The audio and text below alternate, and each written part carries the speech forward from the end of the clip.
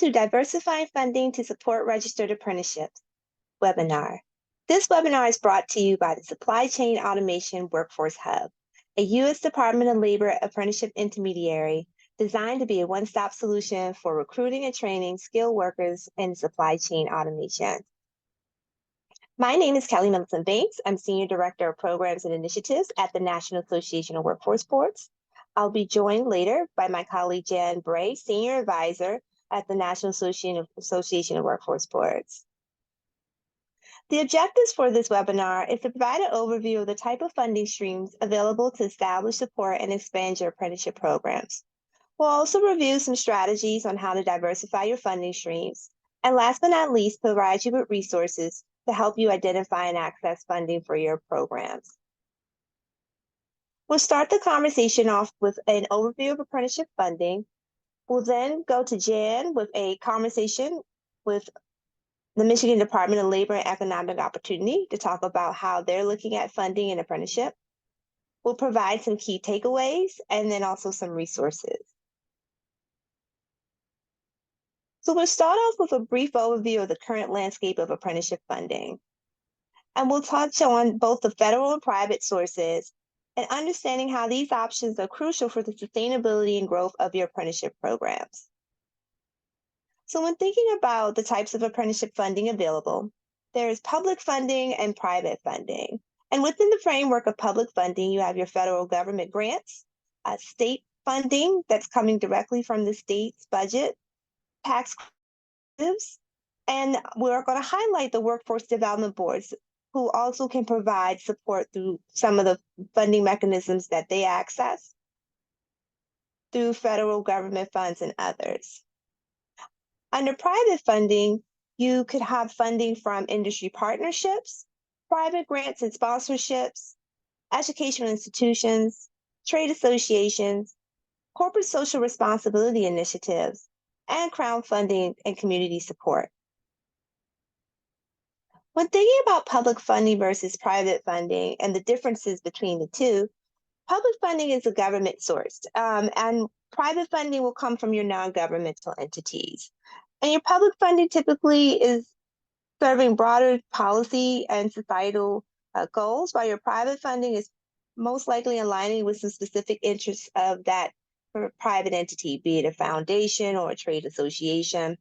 And then when thinking about compliance and flexibility, your public funding will come sometimes with more stringent compliance requirements, as your private funding may have a bit more flexibility.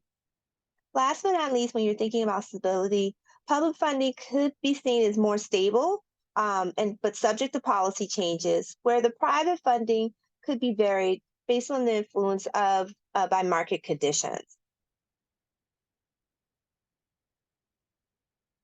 So looking at public funding, the purpose of public funding is often aimed at a broader policy with workforce development or economic growth, and designed at times to address some of the public interests and needs, such as reducing unemployment or filling the skills gap.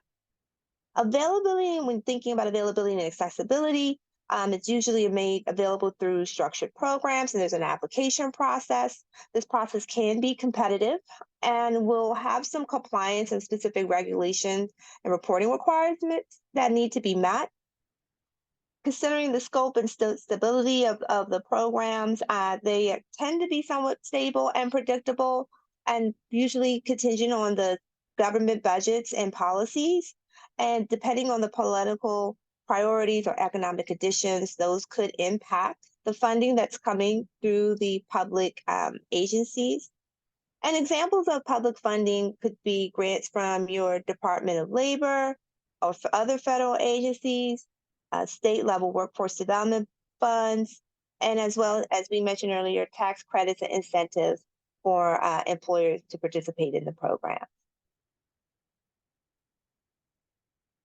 So when you think about some federal funding sources, the slide you're looking at is listing a series of department agencies that offer apprenticeship-focused funding. And many of the at how to leverage and invest in apprenticeship to support workforce needs in relevant industries. The Agencies that you see listed here are cited in the Federal Resources Playbook for Registered Apprenticeship, which highlights several programs from each one of these agencies. You can also look at the federal agency's individual websites to see what funding is available. Grants.gov is an excellent resource for finding federal grants. In addition to your intermediaries that are funded, like the Supply Chain Automation Hub, which can also provide resources to support your apprenticeship programs. I highly encourage you to think about the funding, the agencies that are listed. Some may not be the typical agencies you would consider because they're not Department of Labor or Education. But as we've seen the interest and investments grow in apprenticeship, we recognize that they are coming from multiple federal entities. So please check your grants.gov or your local or also your federal agencies that are listed here and others, because you may find that there are opportunities and grants that would help support the registered apprenticeship programs that you are designing, implementing, and sustaining. Now, when thinking about state funding, states have made investments in growing and sustaining apprenticeship programs, and these funds are coming directly from the state budgets. And later on, you'll have a chance to hear how one state is investing in apprenticeship. Um, these state-funded grants are really focused on, the needs and the workforce demands and business needs that are occurring in those local states. When thinking about tax credits could come in the form of income tax credits for hiring new apprentices, tax credits for equipment or property used by the apprenticeship program. For example, Connecticut provides tax credits to businesses that employ apprentices in manufacturing, plastic, or construction occupations. I'm including some resources at the end of this webinar that'll allow you to be able to see what types of tax credits and incentives are available in your states. Also, on this particular slide, you'll see that there is a map highlighting 8 states. And there was a study done in 2023 by Urban Institute and Mathematica looking at the key takeaways of state incentives to promote and support apprenticeship. I'll also include that resource at the end of this webinar. It could help you get a better understanding of how some states have implemented different tax credits and incentives and how well those were utilized and received in those specific states. As I mentioned earlier, we were going to provide some focus on the workforce system and the type of funding that could be available through workforce development boards and WIOA, the Workforce Innovation Opportunity Act. As you can see here, these funds are federal funds that are moving through the workforce development boards, but they can be a local entity and a contributor and partner as you develop and establish your apprenticeship programs. So depending on where you're located and the focus areas of your workforce boards, you could receive on-the-job training or on-the-job learning funds through the Workforce Development Board. There's also related training and instruction funds to help support classroom training for your apprenticeship. And last but not least, there's supportive services funds that can help support your apprentices and provide the wraparound supports that they may need to be successful in their apprenticeship programs. I'll include the Career One Stop resource at the end of this webinar to allow you to be able to search and identify your local workforce board. When considering private funding, typically the purpose of private funding will often align with the specific interests or goals of a funding entity or that corporate social responsibility initiative or that particular company. It could be more flexible and also may be targeted to specific needs or innovative projects. With availability and accessibility, it might have less rigid application and compliance requirements compared to some of the public funding sources. But also keep in mind, it could also be highly competitive, as we've seen with some of the more recent private funding investments that have been offered to workforce entities and others. When thinking about the scope and stability of private funding, it can be more variable and subject to priorities that connected to the financial health of the funding source and others. It may offer opportunities for partnership and that extend beyond the financial support. And I think that's one to really, lean into. It could create a longer term relationship that can support your apprentices beyond the funding that you would receive. And that you may see that with some of the industry partnerships and trade associations that you engage with. It could connect you to more employer partners, which doesn't necessarily have a direct funding correlation, but can really create more opportunities for you to place your apprentices. So something to think about. Examples of private funding are grants and sponsorships from private foundations or corporations, support from industry associations or trade groups, and crowdfunding and community-based fundraising initiatives. So when thinking about industry partnerships, those typically may be direct funding or resources from relevant industries. They could be funds for equipment or in-kind contributions for training. Your private grants and sponsorships, those are direct funds coming from your foundations. Could also be direct funds from specific companies supporting an expansion of apprenticeship and work-based learning. Educational institutions, such as your college and universities, may contribute funds to and partner with you to provide targeted training and programs. They may have funds that are accessible to support that through their funding mechanisms. There's also trade associations that can provide financial support and resources to help develop skilled workers within respective industries. When you're thinking about corporate social responsibility initiatives, those are coming from larger corporations as part of their CSR activities, and they could be aimed at creating more job opportunities within the field of work that they engage, or specifically even with their own companies. Those large corporations could possibly fund parts of your apprenticeships and create opportunities to continue to grow and foster skills in your area, in your industry. And then the last one with the crowdfunding and community support, those are funds that are raised through community-based platforms and local fundraising efforts. They can be seen for smaller more community-focused apprenticeship initiatives. They may not be as common across some of your ecosystems, but they are somewhat familiar and utilized in some of the other spaces, such as overseas in Europe, and some of your smaller communities to support some smaller apprenticeship initiatives.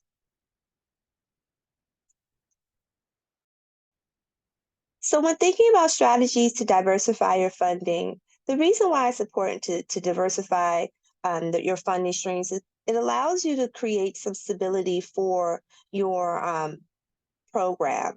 Um, if indeed you're leaning into just one funding source by having multiple sources to support your effort, it creates better sustainability opportunities. In addition to that, it can provide you the opportunity to have a broader scope and reach, and addressing a wider audience of apprentices as well as partners.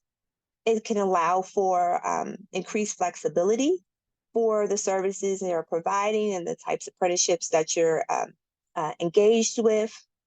It can also create an opportunity for innovation to do some new apprenticeship programs and provide and have the resources to support your organization in that effort. Diversifying your funds will also help you align with a variety of objectives and goals that you may have set with either your collaborative partners, with the funders that support the work, or some of your internal efforts that you're looking to address through your apprenticeship programs. And it also creates opportunities for additional partnerships that will allow you to better support and serve your apprenticeship programs, expand and grow your apprenticeship programs. And last but not least, it could create the opportunity to have much more targeted efforts towards certain demographics and special target groups that you are trying to increase the engagement of through your apprenticeship programs. So something to think about as you are considering to identifying new funding sources and considering on why you want to diversify your funds. So when thinking about diversification of funds, there are a couple of strategies that you can consider. The PowerPoint slide you are viewing now is a pulled from a resource that is on the Supply Chain Automation Workforce Hub's website, and I'll make sure to include that resource at the end. But what you're looking at is, ways in which you can braid, blend, and align your funds. And so when thinking about braided funding, that's when your funds are and resources are coming from two or more funding sources, and they pay for a specific program or program component. And these braided expenditures are allocated and reported by the individual funds and fund sources. When looking at how to blend your funds, blending funds is when it comes from two or more sources and they pay for a specific component. However, this can make it difficult to track the specific program expenditures by the funds force since these funds end up being much more commingled. I really want to stress and encourage folks, if you are looking at or considering blended funding as a strategy, please check with your funding source and find out if that's acceptable. Typically, with some of the federal funds, they can be braided, but not necessarily blended unless with authorization.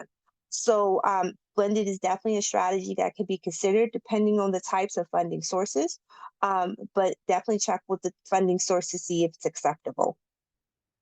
Last but not least is aligned funding. And this is two or more organizations who collaborate to use funding or resources from multiple sources in support of a common program, population, or initiative.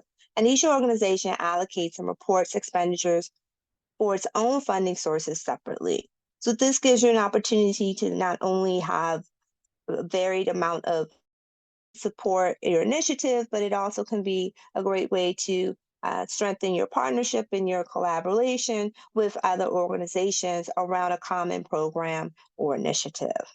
Again, these are pulled from a resource that the Supply Chain Workforce Automation Hub created, and I'll make sure to include that at the end of this session. Now we'll be moving into a state's perspective of funding apprenticeship with the Michigan Department of Labor and Economic Opportunity. We will have Jed Bray, Senior Advisor with NAWB, had a chance to sit down with Callan Eckenberg, Apprenticeship Expansion Specialist at Michigan Department of Labor and Economic Opportunity, to discuss how the state of Michigan is expanding apprenticeship and diversifying funding at a state and local level.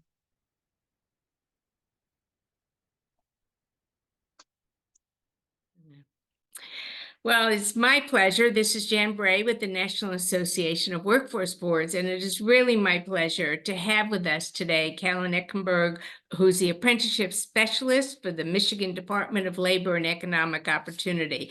And I know they are doing some great work in Michigan and have really given a lot of thought into the whole subject of diversifying and braiding funding. So Callan, thank you so much for agreeing to share what the experiences that you've had, the directions that Michigan's taking, and helping others learn from, what works, what doesn't work, etc. Nothing's ever perfect. So thank you. So let me just sort of broad talk about, actually, in 25 words or less, and I didn't tell you I was going to ask this, the Michigan Department of Labor and Economic Opportunity. What's it's responsible for? And I know what your title is, but really, what is it that you do at the department? Sure. Great question. I'll try to keep it to 25 or less. So Michigan, we're proud to be an Office of Apprenticeship, a federal state. So we don't register the programs ourselves, but we do work with our USDOL apprenticeship training representative partners. But we do apply for funding, receive funding, and then help market and really do some of the engagement and outreach. So that's really where our role comes in. We know that apprenticeships aren't, even though we're apprenticeship expansion specialists, that doesn't happen just in our offices, but we try to make that connection with the regional and local partners, our local Michigan Works. In each region, we have 16 to really get the funding out there and help them be the boots on the ground, the ones in the field actually doing the expansion work with their employer partners. I know, and you guys really do some good work in that area. So can we drill down just a little bit about how you support those who are developing and implementing and running apprenticeship programs? How does the department work on, especially the development of apprenticeship programs, and at the same time help them understand how to braid and diversify the funding? Yeah, absolutely. So we actually have at each of the 16 Michigan Works, the workforce development agencies, we have a position that we fund called Apprenticeship Success Coordinators. So that's at least one person in each region. And then we also provide some funding for them to be an intermediary sponsor or a group sponsor, and actually help employers, like you say, develop those programs, build the programs along with USDOL. And if they need, if they're especially a smaller employer, actually hold the standards for them, provide the group standards. We're also working on doing that ourselves out of our office at a statewide level. But really just providing those resources. We have on our website, we have a whole list of resources, but really comes all through those apprenticeship success coordinators. But we host, we call apprenticeship launch network events and learning network ALNs.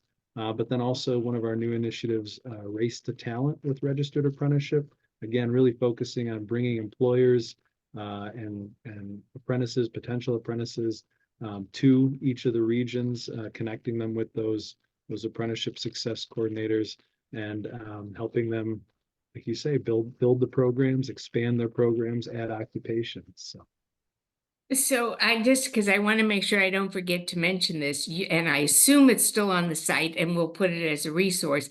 You put together a great chart once that really listed all of the grants that were being implemented in the state and where they could braid, where they could, shared, that allowed people to go and look by the column. Is that still there? And how did you pull that together?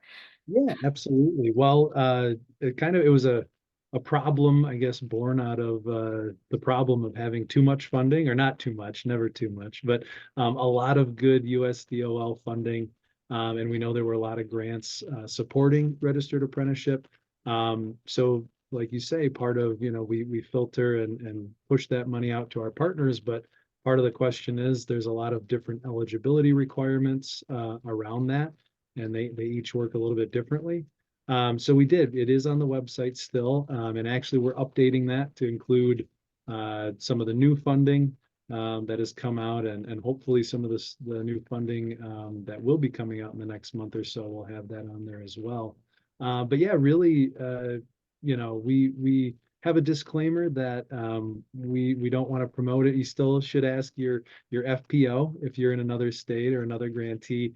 But it was something to really help our sub-grantees to be able to see, okay, if I have an individual who's, benefited from, say, related training instruction funds out of this grant, what other areas could potentially, keep supporting them, keep serving them if they need transportation help, or, if their program's in jeopardy because they can't complete other areas due to barriers, supportive service needs, things like that. So really trying to make sure that we could most efficiently and effectively utilize all the great funding that we were really blessed to have to support the apprentices as holistically with those wraparound services as possible. One thing too, I just want to mention, so we have it on the website, but one thing that we found as a best practice, so we actually have our grant participant reporting system.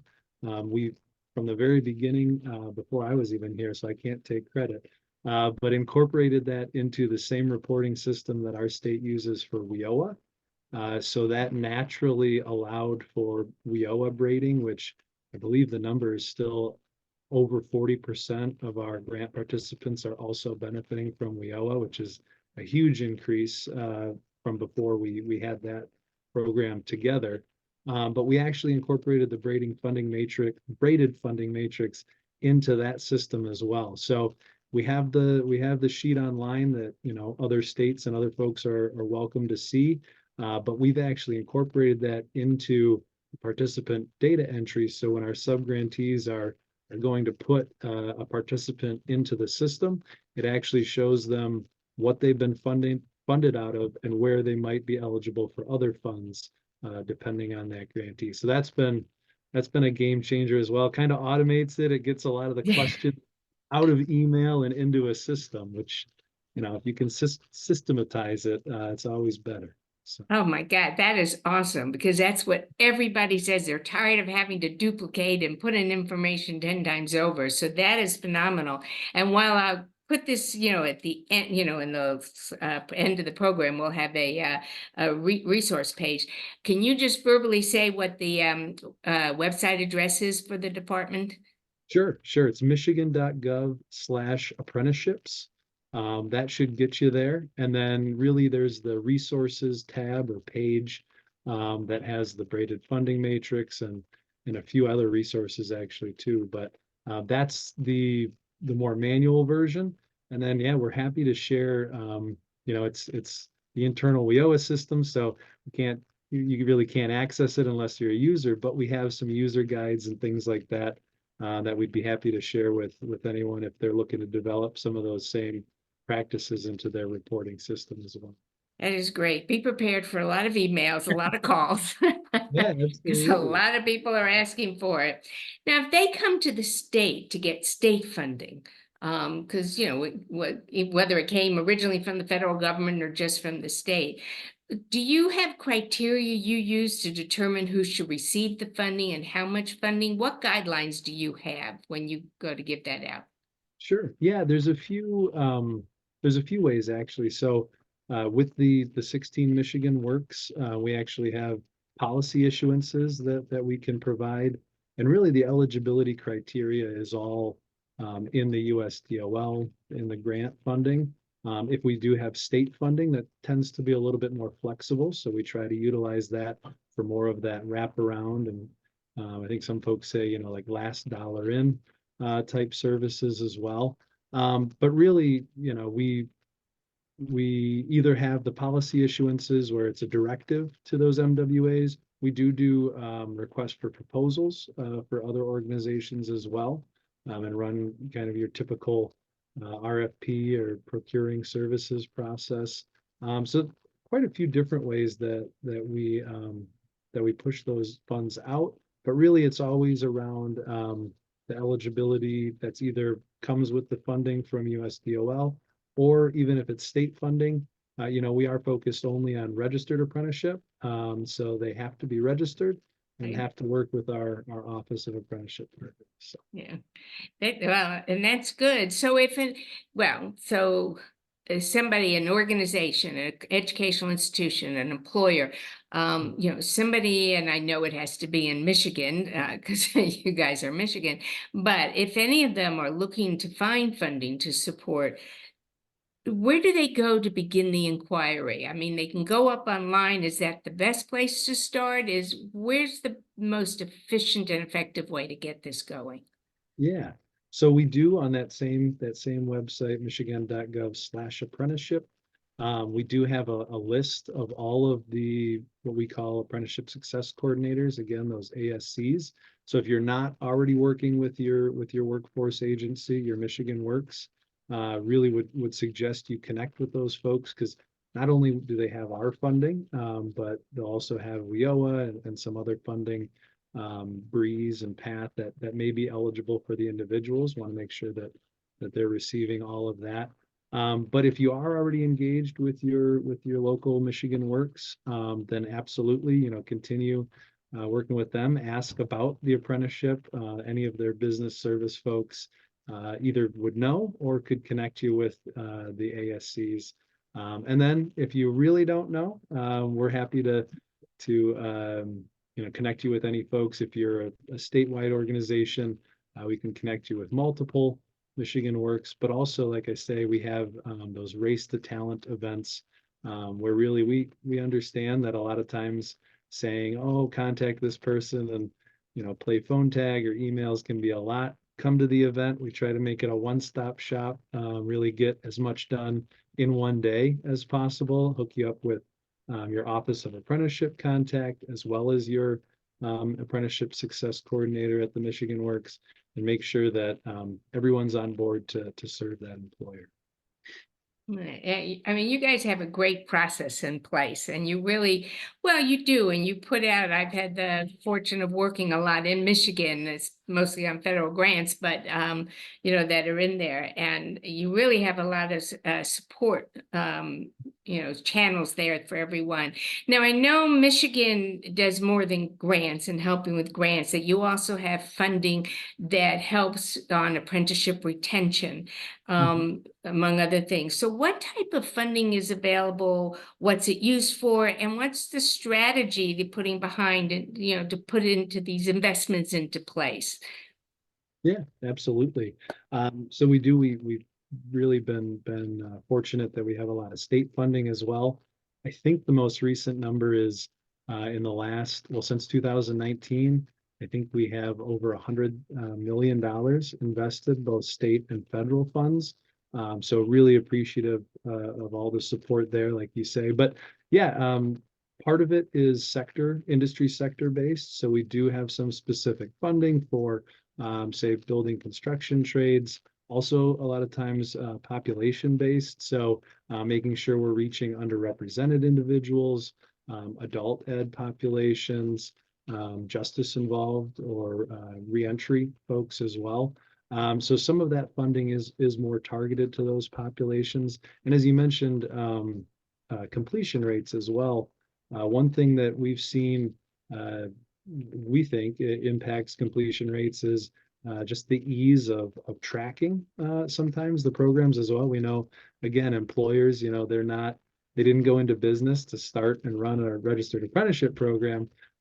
So we've actually purchased enough licenses for every apprentice in the state for what we call the Raptor system, the Registered Apprenticeship Program Tracking with online reporting. So it does spell Raptor, but really it's mobile based. The apprentice and the mentor, the employer can all utilize that on their phone, track their hours, make sure that they're on pace and putting in the information needed.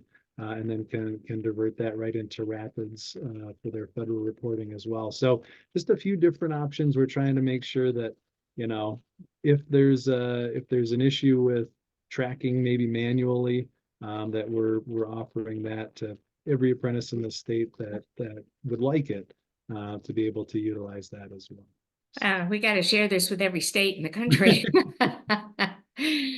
Because it is. And I think you guys have really stepped back and looked at the duplicity in the system and, the record keeping and all that. And how do you support and simplify it as much as possible within the apprenticeship system? And I think that's phenomenal. That's there. So if someone called you or reached out to you in some way, or to someone in the department, and they've received a grant and they're just starting and they've never had a grant before, what guidance and advice would you give them? What should they consider and think about as they're moving forward?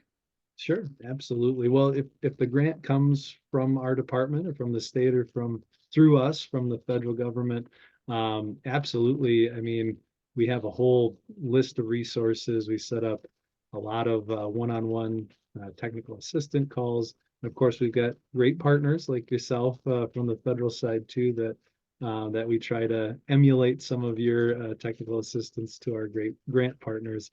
But really, making sure that, I think it's a balance of, obviously you want to be compliant. You want to, be 100% straightforward along the guidelines, but you also want to make sure that you're not passing some of that frustration on to, like you say, the employers and apprentices, making it as easy for them as possible too. So I think really, as much education and information, especially for a new grantee, right up front, make sure that they have that information. We're clarifying our policies and procedures as much as possible. That's something that I think every grant we've had now, we've done process mapping sessions to really try and continuously improve, because it's nice to hear that it sounds like we're doing fairly well, but we know we can always do better, and we want to make sure we're improving. So sometimes asking those same folks, hey, you haven't been part of this process. You might not have some of the bad habits that we do already, but really trying to make sure that we're all moving forward as effectively as we can. Yeah, so, your comments let us know that apprenticeship is very important in the state of Michigan. It's really recognized and supported and, encouraged in the state, which is great. As we know, so a lot of states do, not all states do. And so it's hard. So just, this is sort of putting you on the hot seat again, but what advice would you share that those who are seeking to diversify and build funding streams for their apprenticeship? Is there sort of final words you would offer to anybody? Sure. Just to clarify, is like for states looking to diversify their funding or to diversify populations, or? Well, so yeah, it's a good question. So let's start with for states to diversify. So let's take it in two phases. So for states who are looking to diversify their funding and to support those who are doing it, what advice would you give? And then the backside I'm going to ask is those who are doing apprenticeship, what advice would you give or guidance? Sure. Yeah, I think first, well, we started talking about some of the braided funding opportunities as well. I think trying to best use the funding that you do have. So like I say, we realized, WIOA was kind of an untapped area, individuals who qualified. I think we had seen where once folks got into a program, they were no longer eligible for much of the benefits. So kind of changing the way that process worked, making sure they were checked for eligibility first and receiving any services while they might have been in a pre-apprenticeship program or apprenticeship readiness. So really, I think, assessing what funds you have and how those could best work for registered apprenticeship expansion. I think that's an area we've seen a lot of growth in is being able to utilize the funding we have. Of course, it helps to, once you have some grants and show some success, I think your state or the federal government may see that and want to continue funding if you've been successful or innovative. But yeah, I think really trying to best utilize the funding you have, and then see the most flexible funding, try to utilize that in ways to kind of fill in the gaps and make it work as best as you can. It's a tough question, but it's a good one. Well, I'm never going to let you get off easy, So to me, the final piece of advice is if people are looking on how to diversify funding and how to understand the funding system, go to your website, look at the resources. And I got to tell you, that chart is great. I've had the privilege and pleasure of working with several grantees in Michigan and certainly with the state. And you all really do awesome work. And, I apologize upfront if you get inundated with calls and requests. But I really want to thank you for taking the time to share your experiences, your expertise, and what you've done in the state. It's going to make a huge difference to people. So thank you, Callan, so much. It's as always, it's a pleasure to see you and to work with you. And I thank you for sharing all of this. Thank you. Thanks so much, Jan and Colin, for that great conversation around how the state of Michigan is approaching funding apprenticeship expansion and growth across the state. I hope you all found that conversation to be informative, and the resource that Colin mentioned, the matrix, will be listed on the resource page. So moving into key takeaways. When you're thinking about diversifying your funding, here's a couple of things to consider. You want to conduct thorough research and stay updated on the funding opportunities that are available, and check a variety of websites and newsletters to see if what's out there that can help possibly support your program. And we're going to include some of those resources at the end of this webinar. You want to build strong partnerships and really engage industry partners, local business, community organizations, any stakeholders that may have a mutual in not only workforce development, but the apprenticeship programs that you are connected to. When you are applying for these types of federal grants or state grants, you want to have a comprehensive proposal that really outlines the type of program that you want to start or continue to fund, and highlight the objectives and expected outcomes of that particular program. You absolutely want to leverage your local networks, utilizing your local workforce development boards, as well as other agencies like your Economic Development Agency, to really identify the types of funding and resources that may be available in your area for work-based learning, and specifically your apprenticeship programs. Showcasing program success can be a great way to gather more attention to your program and to gather actually interest in investing in your programs. So you want to use data and success stories to demonstrate how effective your apprenticeship program has been. And you also want to highlight how your program meets industry needs and supports your local area's workforce development needs. Utilizing online platforms can be a great way to gather some additional funds and supports for some of the participants or the program that you are implementing. I know it's fairly new to many of us, but it can be a great opportunity to gather some additional support. In addition to that, you have the many grant websites and funding alert services that are available. Definitely check those out and subscribe to them. They can send you updates of the available opportunities for your area of interest and for the types of programs that you can follow up with and apply to. And then you want to engage in continuous learning, attending workshops and conferences, and staying informed of the trends as it pertains to your industry, apprenticeship programs, and the types of funding. We have seen over the last couple of years that there has been an increase in investment federally and from the states around apprenticeship. So keeping aware of that information. And in addition to that, and continuing to be informed of the local, state, and federal apprenticeship efforts, because a lot of times those pieces of information and efforts could inform the type of funding that may be available in your local area for apprenticeship programs.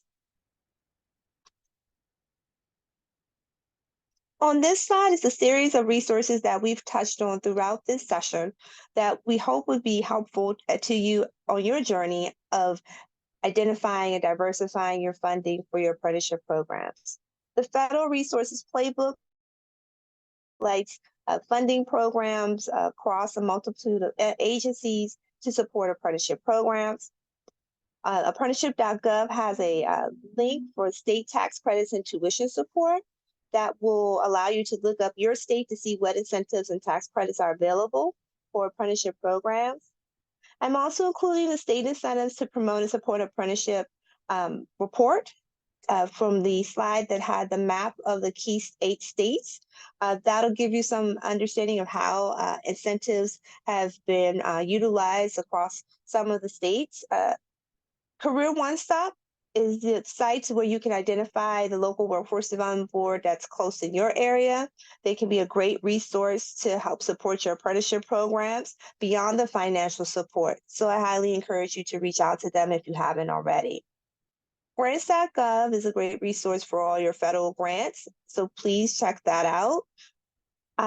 Callan mentioned the Michigan's Registered Apprenticeship Rated Funding and co-enrollment matrix. So I've been providing that links there. Hopefully you will find it useful and maybe as a template for your local area or your program to use. I'm also including the types of apprenticeship funding that the Supply Chain Automation Workforce Hub created that walks you through the braided, blending, and aligned strategies for diversifying your funding.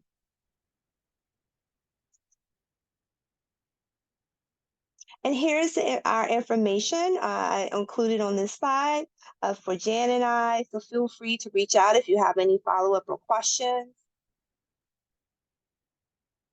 As always, the Supply Chain Automation Workforce Hub staff are here to help and support you with your apprenticeship programs. So here's the website and email for you to reach out and connect to them. The Supply Chain Automation Workforce Hub not only provides technical assistance, but they can also provide for your apprentices. So please, if you have additional questions, check out the website or email at the email address that you see here. Again, my name is Callie Millicent Banks, and I want to thank you for joining me on this webinar, and I hope to see you at the next webinar or session.